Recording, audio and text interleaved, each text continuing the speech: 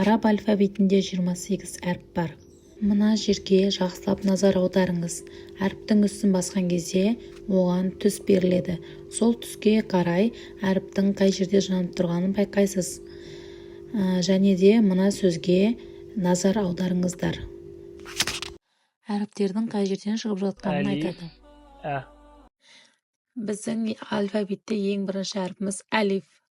Әлиф бізде тамақ әріптерінен, ол кеуденің біткен жерінен шығады. Әлиф. Әлиф қалай жазылады? Әлиф тек өзі ғана тіп-тіке үстінде хамзамен бірге жазылатын болады. И, У. Әлиф өзінен алдыңғы әріпке қосылады, өзінен кейінгі әріпке қосылмайды. Бә, хәбә. Келесі әріпіміз бізде бә әріпі. Бә әріпі бұл ерін әріпі. Бә әріпі жазылуында 4 бөлімнен тұрады. Басында, ортасында, соңында және де өзі. Бә әріпі өзінен кейінгі де, өзінен алдыңғы да әріптерге қосылып жазыла береді. Бә, хәбә. Бә әріпі екі еріннің бір-біріне тиюі арқылы шығады. Бұл бізде ерін әріптері. Келесі тә әріпіміз. Тә әріпі тіл әріптен жатады. Тіліміз тістің жоғарғы жағына тию арқылы шығады. Тә әріпінің жазылуы. Тә әріпінің жазылуы бойынша Б әріпіне ұқсайды. 4 түрі болады: басында, ортасында, соңында және өзі. Тә әріпі Б әріпіне өте ұқсас. Тек қана шығу орны ғана, нүктелер ғана айырып тұрады. Одан кейінгісі сә, сақау сә. Сә әріпі тіл әріптері. Тіліміз екі тістің ортасынан шығу арқылы сақау болады. Екі тістің ортасынан шығады. Сә. Сә әріпінің жазылуы. Сә әріпі тә мен бә әріпіне ұқсас, тек қана нүктелері ғана оларды ажыратып тұрады. 4 бөлімге бөлінеді: басында, ортасында, соңында және сәнің өзі. Сәрә, сәрә, бәсә. Бір-біріне ұқсас тағы да бізде 3 әріп бар: джим, хә, хо. Оның алғашқысы джим. Джим тіліміздің ортасы таңдайымызға тию арқылы шығады. Таңдайымызға тиіп джим әрпі шығады. Джимнің жазылуы басында, ортасында, соңында және джимнің өзі. Джимнің нүктесі қарнында болады. Джим әрпінің астында болады нүктесі. Келесі әріп хә әрпі. Хә әрпі тамақтың ортасынан шығады. Тамақтың дәл ортасынан хә әрпі шығады. Хә әрпінің жазылуы джим әрпіне өте ұқсас, тек қана нүктесі жоқ. Келесі әріпіміз хо әрпі. Хо әрпі тілдің түбі, тілдің біткен жері жұтқыншаққа тию арқылы, яғни тамағымыздың жоғарғы жағынан қырылдап шығады.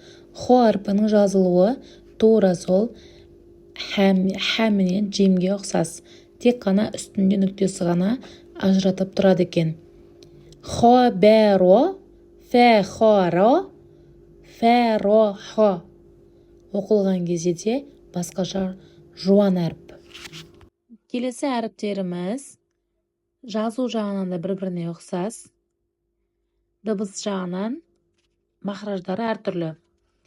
Және олар өзінен кейінгі әріптерге қосылмайды, яғни сол жаққа қарай жазылатын әріптерге өзінен кейінгі әріптерге қосылмайтын әріптер. Бұларды қарапайым тілмен тәкаппар әріптер деп айтсақ та болады. Оған бізге әлиф, вау және дәл, зәл, ро, зә 6 әріп жатады. Дәл әріпі тіліміз жоғарғы тісіміздің қызыл етіне тию арқылы шығады. Д. Дәл әріпі жазылуы өзінен кейінгі әріпке қосылмайды, өзінен алдыңғы әріпке қосылады. Келесі бізде зәл әріпі. Зәл сақау әріп. Тіліміз екі тістің арасынан шығу арқылы сақау болып зәл, зәл, зәл деген дыбысты береді. Зәл әрпі тура солай дәл әріпі сияқты жазылады, тек қана үстінен бүктесі қойылады. Және бұл да өзінен кейінгі әріпке қосылмайды. Келесі ро әрпі. Тіліміз таңдайымызға тию арқылы шығады. Тісімізге жақын қызыл кетте таңдайымызға. Ро әрпінің жазылуы. Ро әрпі өзінен кейінгі әріпке қосылмайды. Келесі зә әрпі. Зә әрпі тіліміздің ұшы астыңғы күрек тісіміздің ортасына тию арқылы шығады. Зә, зә, з, з. Жазылуы да дәл сол ро әрпі сияқты өзінен кейінгі әріпке қосылмайды. Зә, зи, зу. Келесі син әрпі.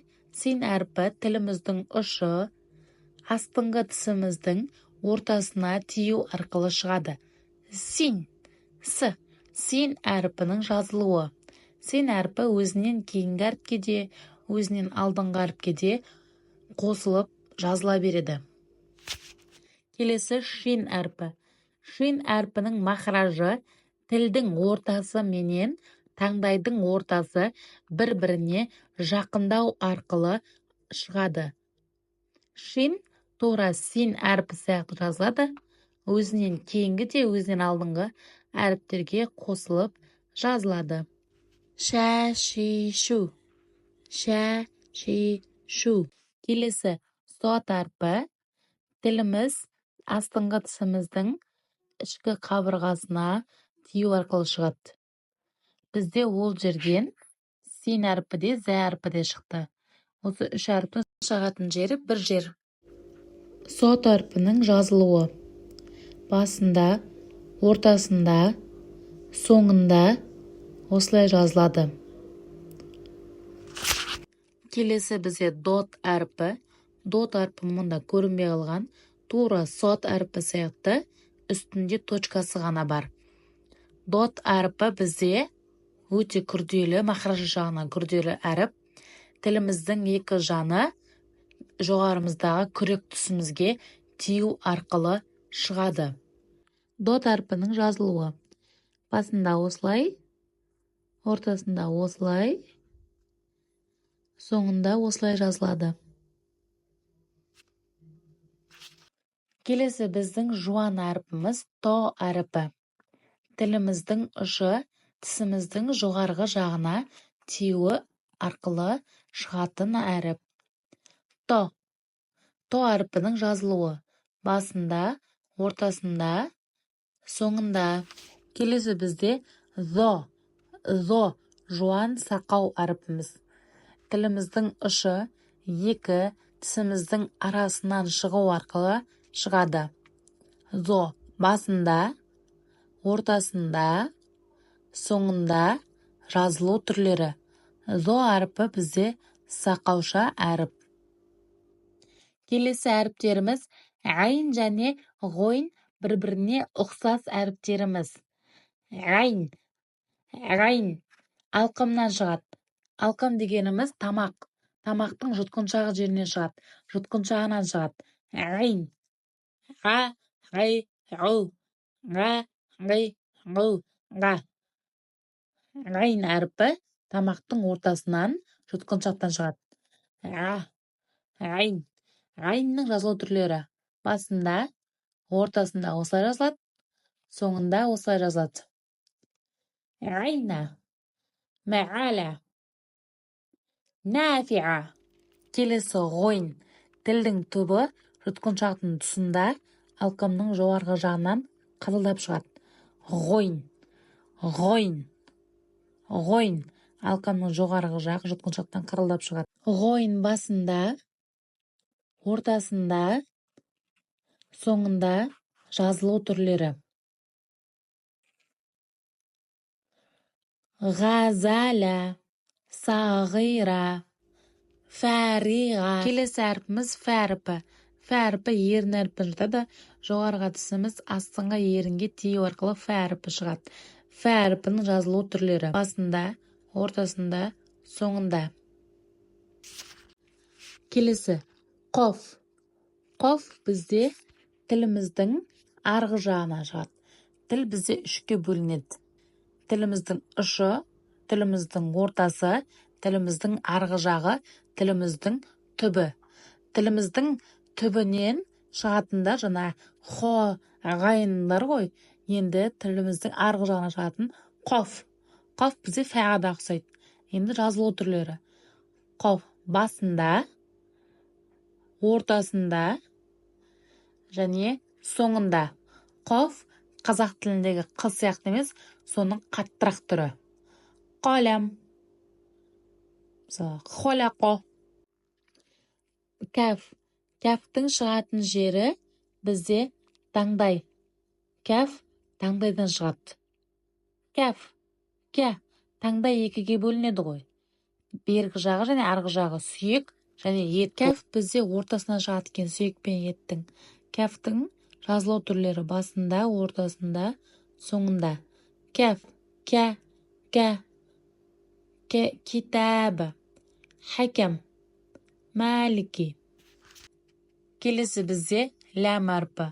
Ләм әрпі тіліміздің басы үстіңгі күрек тұсымыздың қызыл етіне тию арқылы шығады. Ләм. Ләм. Тіліміздің басы көп жері, тіліміздің басының көп жері тісіміздің жоғарғы тісіміздің қызыл етіне тию арқылы шығады. Ләмнің басында, ортасында, соңында жазылу түрлері: мына ортасындағы түрін көбінесе алифпен жатастырады. Ләм екі жаққа да, екі әріпке де, екі жағында әріпке де қосыла беретін әріп. Мим әріпі. Мим әріпі ерін әріпі. Екі еріннің бір-біріне тию арқылы шығады. Деп. Мим. Мим әріпінің жазылу түрлері: басында, ортасында, соңында жазылу түрлері. Нун әріпі тіліміздің жоғарғы күрек тұсымыздың айналасында қызыл етке тию арқылы, яғни таңдайға тию арқылы шығады. Нун. Нунның басында, ортасында және соңында жазылу түрлері. Келесі хә әрпі. Хә кеуденің біткен жерінен әлif шығатын жерден шығады. Еркін, ештеңеге ұрылмай, соғылмай. Хә. Хә.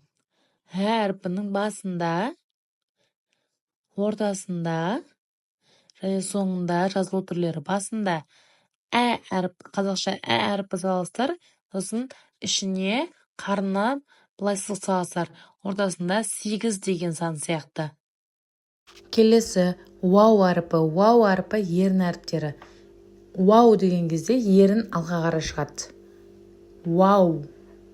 Ерін әріптерінен жатады. Уау әрпінің жазылу түрлері: басында, ортасында және соңында бір-бірде, себебі ол өзінен кейінгі әріпке қосылмайды. Енді келесі бізде яй әрпі. Яй әрпі таңдай әрпі. Я. Байқасаңыздар, таңдайыңыздан әріптің шығып жатқанын байқайсыздар. Я.